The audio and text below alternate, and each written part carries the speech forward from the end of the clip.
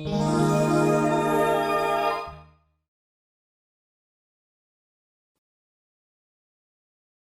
storyline and points of view for your story.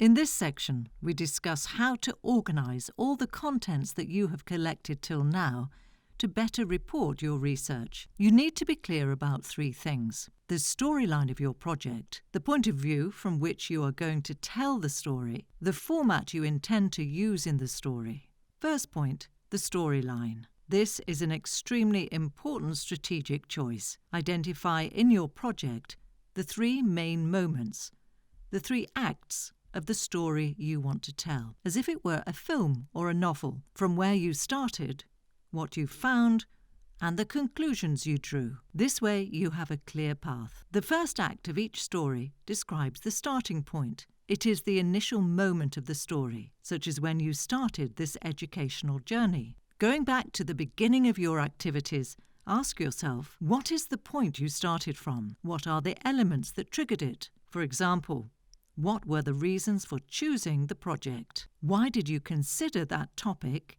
and that project important and not another one? How did you establish the research question? That is the focus around which your investigation revolves. In short, it is about describing the beginning of your story, of your research. The second act of the narrative is the development.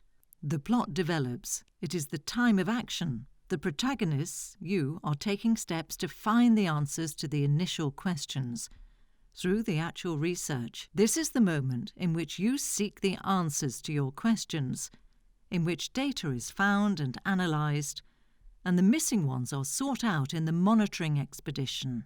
Then you identify the steps that are taking place in this stage, the turning points that allowed or will allow progress in answering the initial questions, the elements that you decided to monitor more closely during your visit. In a nutshell, narrate the important moments you faced in your research. The third and final act is the conclusion of your story. It is the final part of the story, in which the initial situation is recreated in light of the developments of the second act, that is, in your case, the research. With the material collected, the analyses conducted, the interviews and the meetings you had during the monitoring visit, you can answer the initial question.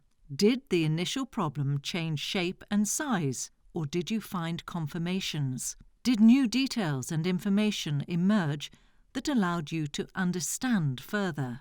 Have your doubts been resolved? In a nutshell, what conclusions did you reach with your research? In addition to the three acts of the storyline, in order to tell a story, it is important to choose the point of view from which to start. Different points of view can lead to different ways of narrating. A story, in fact, appears different depending on who tells it. Therefore, it is important to choose from which point of view to tell the story, which type of narrator. If you are the narrator, and therefore the narrative point of view is yours, which is personal and subjective, then you write the story in the first person, describing your experience step by step. It is you, for example, who is now admiring this mountain scenery. The same object of narration can be seen from a third-person point of view. A story in the third person is where the narrator tells the facts as an external observer. For example, now it is not you who is directly admiring the scenery, but you are observing a man who is admiring the scenery, and then you will tell the same story in the third person, from narrators who observe the facts from an external point of view. In both cases, it is important to characterize who is narrating. For example, it can be you who is narrating, or you can choose to pass the mic to a character that is significant for the purposes of narrating your research in terms of communication. For example, if your project involves an intervention in the field of tourism, you can pretend that the character is a tourist in your city, or you can tell it in the form of a personal diary. Finally, it is very important to choose the format or the clothes you want your story to wear.